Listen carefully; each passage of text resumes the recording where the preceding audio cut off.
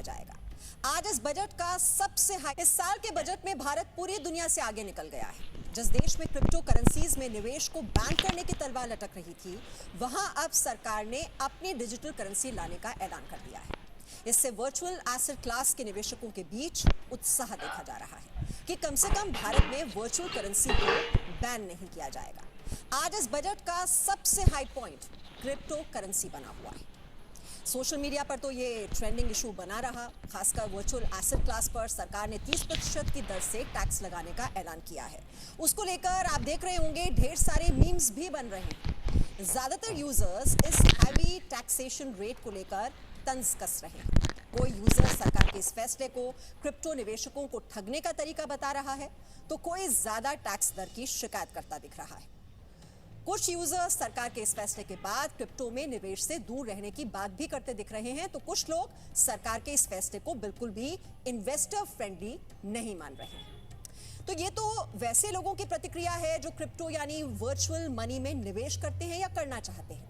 लेकिन भारत में बड़ी आबादी ऐसी भी है जिसके मन में तमाम सवाल आते होंगे। अब सवाल ये हैं कि ये डिजिटल करेंसी क्या है, वर्चुअल करेंसी और क्रिप्टो करेंसी क्या है, वर्चुअल एसेट क्लास क्या है। ये सवाल जरूर आपको भी जरूर परेशान कर रहे होंगे। भारत सरकार ने क्या ऐलान किया है।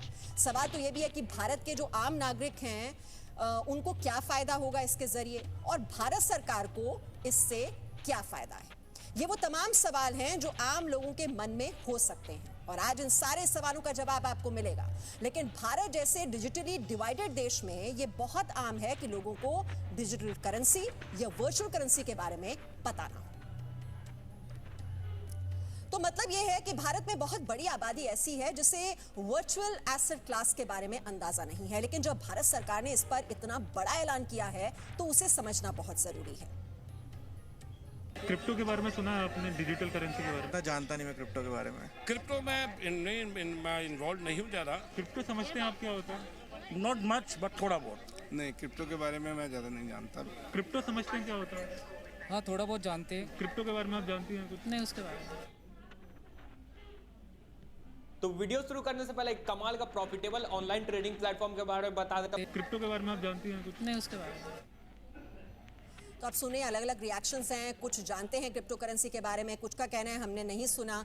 दरअसल जो इन्वेस्ट करते हैं इसमें वो इसके बारे में जानते हैं, और वर्चुअल एसेट क्लास के बारे में आप देख रहे हैं कितनी जानकारी आम लोग रखते हैं। लेकिन भारत सरकार ने इतना बड़ा ऐलान इस पर किया है, तो आपके लिए आज ये समझना बहुत ज़रूरी है कि क्रिप्टो करेंसी ये किस तरह से इसमें निवेश किया जाता है। सबसे पहले आप सुनिए सरकार ने बजट में डिजिटल रुपी को लेकर ऐलान क्या किया है। Introduction of a central bank digital currency will give a big boost to digital economy. Digital currency will also lead to a more efficient and cheaper currency management system. It is therefore proposed to introduce digital rupee using blockchain and other technologies to be issued by the Reserve Bank of India starting 2022 and 23. तो digital currency, सबसे पहले आपको यह जानना जरूरी है कि यह डिजिटल करेंसी सरकार ला क्यों रही है। एक तो वर्चुअल करेंसी और एसेट इन्वेस्टमेंट की इकोनॉमी इतनी अधिक बढ़ती जा रही है कि उसमें पिछड़ना ठीक नहीं है। ऊपर से अगर इसके फायदे अगर हम देखें तो डिजिटल करेंसी की हैंडलिंग कागज के नोट के मुकाबले कम खर्चीली है। ऊपर से इससे ट्रांजैक्शन में तेजी आएगी। इस करेंसी का इस्तेमाल करने के लिए बैंक खाते की अनिवार्यता नहीं होगी। सरकार के लिए निगरानी करना भी आसान होगा कि करेंसी का लेन देन कौन, कहां और कितना कर रहा है। बाजार में रुपए की लिक्विडिटी मैनेज करना भी आरबीआई के लिए आसान होगा, क्योंकि तेजी से उसे कंट्रोल किया जा सकेगा। और सबसे ज्यादा सुविधा आम लोगों को होगी जिन्हें नोट लेकर चलने की जरूरत नहीं पड़ेगी। तो भारत का रिजर्व बैंक अपनी डिजिटल करेंसी तो लाएगा, लेकिन अभी जिन वर्चुअल करेंसी या एसेट में भारतीय निवेश कर रहे हैं उस निवेश पर भी सरकार ने टैक्स लगाया है। Scheme for taxation of virtual digital assets. There has been a phenomenal increase in transaction in virtual digital assets. The magnitude and frequency of these transactions have made it imperative to provide for a specific tax regime. Accordingly, for the taxation of virtual digital assets, I propose to provide that any income from transfer of any virtual digital asset shall be taxed at the rate of 30%, 30%. No deduction in respect of any expenditure or allowance shall be allowed while computing such income except cost of acquisition. तो सरकार ने आज दो बड़े ऐलान किए हैं। एक तो ये कि भारत की अपनी डिजिटल करेंसी होगी और दूसरा ये कि वर्चुअल एसेट इन्वेस्टमेंट पर टैक्स लगेगा। भारत में जो वर्चुअल एसेट क्लास के निवेशक हैं वो सरकार के इस फैसले पर क्या सोचते हैं, उनकी बातें हम पहले आपको सुना देते हैं।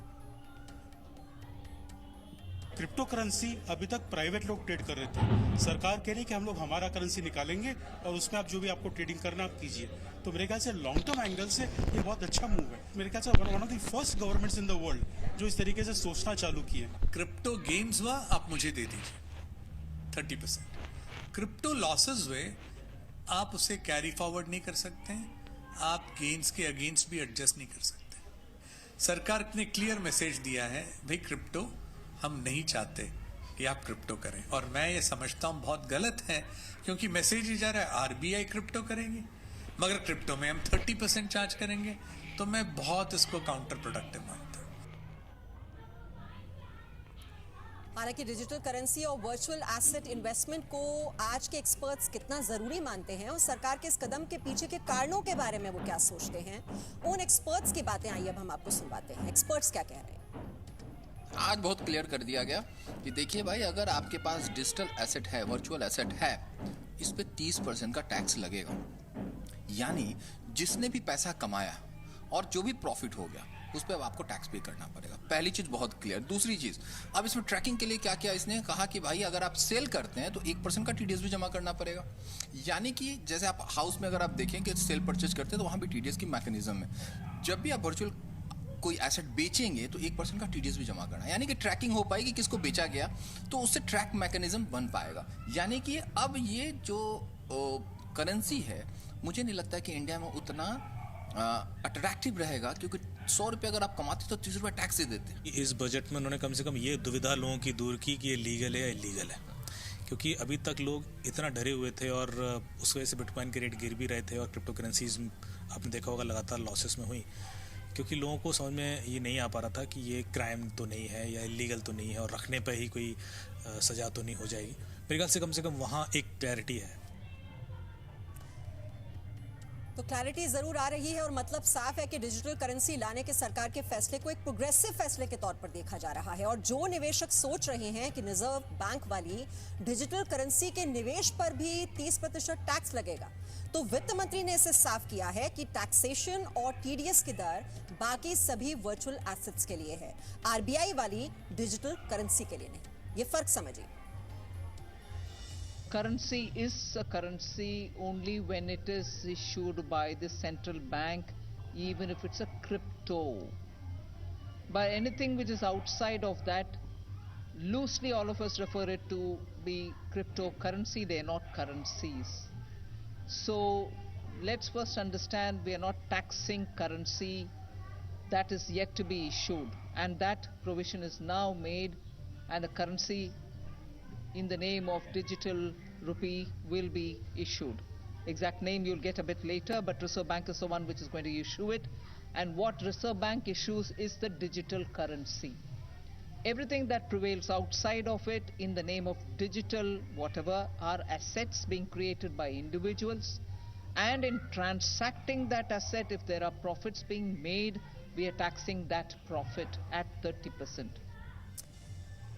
तो ये जो टैक्स लग रहा है वो क्रिप्टो करेंसी पर लग रहा है, डिजिटल करेंसी पर नहीं। ये फर्क आपको समझना बहुत ही जरूरी है। अब आपको विस्तार से ये भी समझाते हैं कि आखिर ये डिजिटल रुपी क्या है, वर्चुअल एसेट क्या है और क्रिप्टो करेंसी क्या है, जिसको लेकर सरकार को ये नीतिगत फैसले लेने पड़े। देखो ये दोनों भी मालदीव्स गए, लेट्स गो ना, वील मैनेज द फाइनेंसेस। सरकार को ये नीतिगत फैसले लेने पड़े।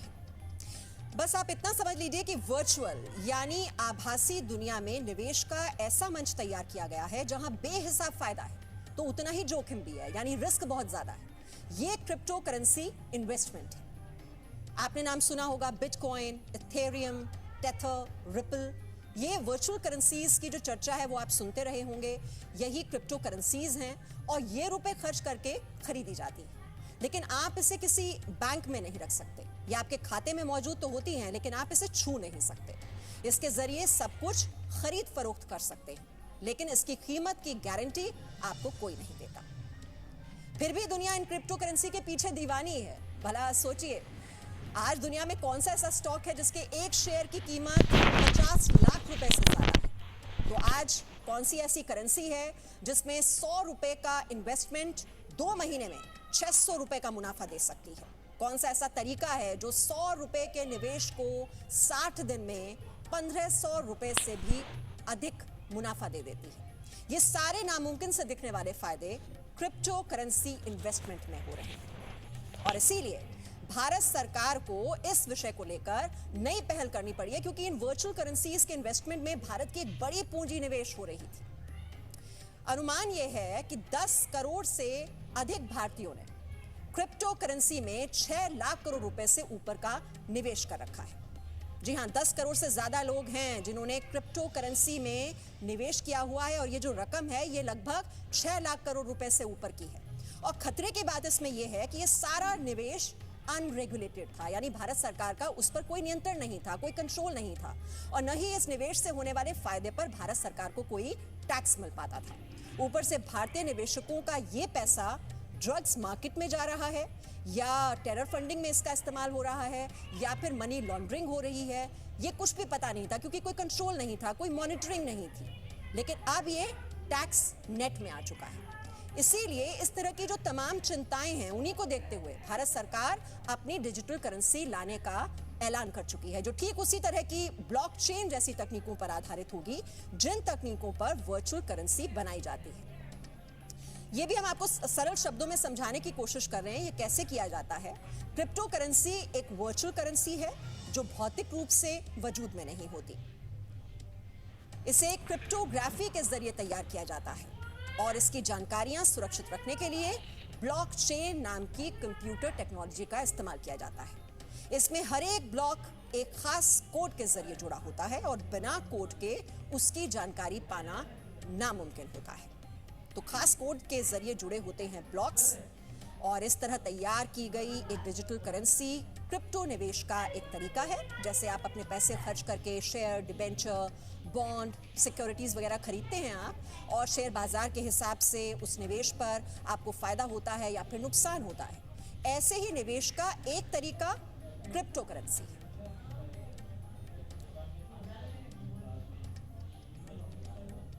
तो हम आपको क्रिप्टो करेंसी के बारे में बता रहे हैं आज, और इसको लेकर बहुत दिनों से चर्चा हो रही थी कि क्रिप्टो करेंसी को लेकर कोई क्लैरिटी नहीं है, इस पर टैक्स लगेगा या नहीं लगेगा। इसको लेकर बहुत सारे सवाल थे लोगों के मन में। तो कम से कम ये एक क्लैरिटी आ गई है कि अब ये टैक्स नेट में आ चुका है, टैक्सेशन के दायरे में आ चुका है और अगर आप इसके जरिए कमाई करते हैं तो उस पर 30% आपको टैक्स देना होगा। हम आपको ये भी समझा रहे हैं कि जो डिजिटल करेंसी आरबीआई लेकर आने वाला है वो किस तरह से अलग है क्रिप्टो करेंसी से। तो क्रिप्टो करेंसी पर तो आपको टैक्स देना होगा, हर ट्रांजैक्शन पर 1% टीडीएस भी कटेगा, लेकिन जो डिजिटल करेंसी आरबीआई लेकर आ रही है उस पर किसी तरह का टैक्स नहीं लगेगा। ये वित्त मंत्री निर्मला सीतारमण ने पूरी तरह से ये स्पष्ट जानकारी दे दी है।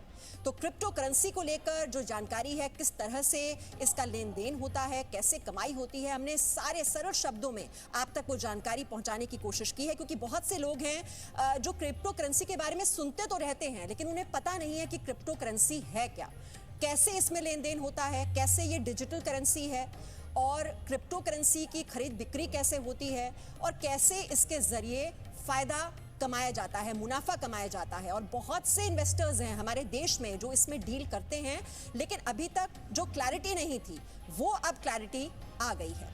और क्रिप्टो करेंसी की जो खरीद बिक्री है वो क्रिप्टो एक्सचेंज के जरिए ही होती है, ये भी आपको बता दें। भारत में निवेशक उस खास वेबसाइट या मोबाइल एप्लीकेशन के जरिए क्रिप्टो करेंसी में निवेश करते हैं। ये crypto exchange credit card, wire transfer या डिजिटल पेमेंट के जरिए पेमेंट की जाती है और बदले में क्रिप्टो करेंसी में निवेश का हिस्सा मिलता है। तो कैसे ये क्रिप्टो करेंसी में लोग निवेश करते हैं, जो आप लगातार सुनते होंगे, ये आज हम आपको समझाने की कोशिश कर रहे हैं।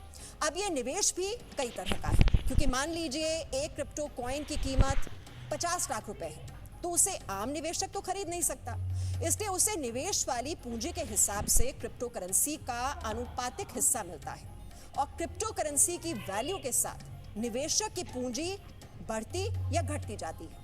लेकिन अभी तक इसे हाई रिस्क यानी भारी जोखिम वाला निवेश माना जाता है। अभी हाई रिस्क के साथ क्यों जुड़ा हुआ है, ये भी आपके लिए समझना तेजी से हो सकता है, उससे भी ज्यादा नुकसान के खतरे भी हैं।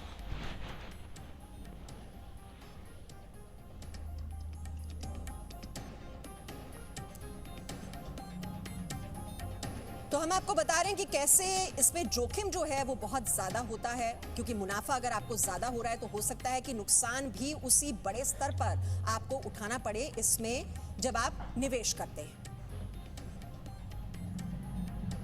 अगर आप क्रिप्टो कोई भी एसेट या करेंसी खरीद रहे हैं या उसको बेच रहे हैं, उसके ऊपर टैक्स दे रहे हैं, तो कहीं ना कहीं इम्प्लिसिट प्रिजम्पशन मान लिया जाएगा कि क्योंकि मैं टैक्स दे रहा हूं, इसलिए कानून मुझे इस तरह के क्रिप्टो एसेट्स की ट्रांसफर या खरीद फरोख्त की इजाज़त देता है। तो उससे अल्टीमेटली होगा ये कि भारत में जो क्रिप्टो इकोसिस्टम है, पर्यावरण है, उसको ज़्यादा सहायता मिलेगी, इंकरेजमेंट मिलेगी और भारत क्रिप्टो इकोनॉमी की ओर एक सुदृढ़ रूप से बढ़ पाएगा। और अब तो डिजिटल करेंसी भी आ रही है, तो इसका भी फायदा होगा। निवेशकों को वर्चुअल करेंसी में निवेश का सुरक्षित मौका मिल पाएगा और हमने आपको बहुत ही सरल शब्दों में समझाया कि कैसे इसमें निवेश होता है, कैसे इसमें हाई रिस्क भी जुड़ा होता है और क्या अंतर है क्रिप्टो करेंसी में और डिजिटल करेंसी जो कि आरबीआई लेकर आने वाली है। Presenting B News app,